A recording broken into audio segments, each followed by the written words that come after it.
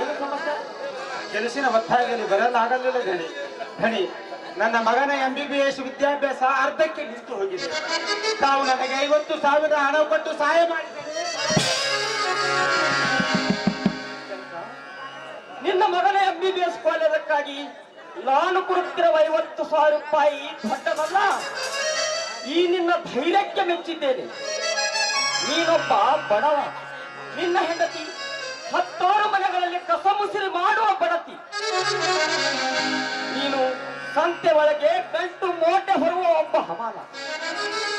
ನೀವು ಇಬ್ಬರು ಗಂಡ ಹೆಂಡತಿ ಕಷ್ಟಪಟ್ಟು ದುಡಿದು ಮಗನಿಗೆ MBBS ಕಾಲೇಜ್ ಕಲಿಸುತ್ತಿದ್ದಿರಲ್ಲ, ಅದು ನನಗೆ ಹೆಮ್ಮೆ. ನಿನ್ನ ಮಗನಿಗೆ ಬರೀ MBBS ಅಲ್ಲ, MD ಆಗುವವರೆಗೂ ಕಲಿಸು. 10 ಲಕ್ಷ ಖರ್ಚವಾದರೂ ಪರವಾಗಿಲ್ಲ, ಆ ಖರ್ಚು ಈ ನಂಜುಂಡ ನಾಡಗೌಡರು ಕೊಡ್ತಾರೆ. ಏನು ಚಿಂತೆ ಮಾಡಬೇಡ ಕೆಲಸ. ಏ ಸುಮಂಗಲ,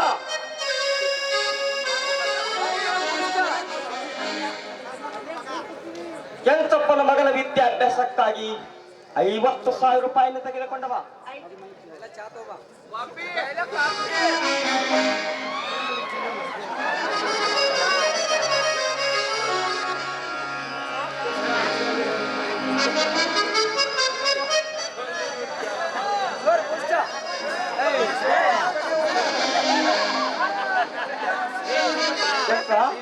ಮುಂದಕ್ಕೆ ತೆಗೆದುಕೋ 50,000 ರೂಪಾಯಿ.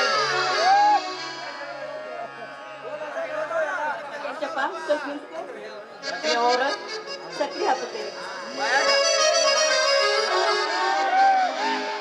ಅವರೇ ನನ್ನ ಬಾಯಾಗ ಸಕ್ರಿಯ ಹಾಕಾತಿದ್ರಿ ಅವರೇ. ಅದಕ್ಕೊಂದು ಕಾಣಿದೆ ಕೆಂಚಪ್ಪ. ನೋಡು, ಈ ಮನೆಯಲ್ಲಿ ಯಾರೇ ಕಷ್ಟ ಅಂತ ಬರಲಿ, ಹೋಗುವಾಗ ಅವರ ಮನಸ್ಸು ಯಾವಾಗೂ ಕಹಿಯಾಗಿ ಬಿಡುವುದು.